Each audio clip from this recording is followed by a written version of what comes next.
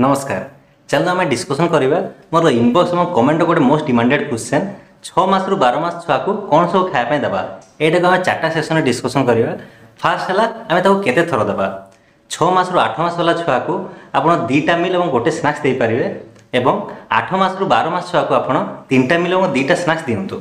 तापर डिस्कसन करवा आम कौन कौन खायापी देवा ताकू मिल रे आपण भात डाली ओट्स रागी एवं खीरी सुजी एसबू दे पारे खिचड़ी एवं अलग उपमा बनैक दे पारे एवं स्नाक्स आप कौन दे पारे पनीपरिया सिझा एवं फलमूल को मास करके दे पारे।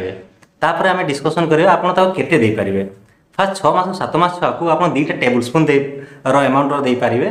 तापर 7 मास 9 मास छुआ को आप गोटे बाउल एति खाद्य दे पारे। तापर 9 मास रु 12 मास छुआ को आप 2टा बाउल खाद्य दे पारे। तापर खाद्य को कौ फॉर्म रे देबे। फास्ट 6 मास 7 मास वाला छुआ को आप प्यूरी बनैक दिंतु।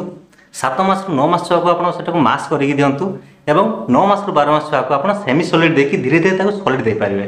मन रखु यही समय आप माँ क्षीर देवे माने ब्रेस्ट फीडिंग करेंगे एवं ध्यान दिंतु तो खाଇବା देला टाइम रे अत्यधिक चीनी किंबा लुण से यूज करतुनि।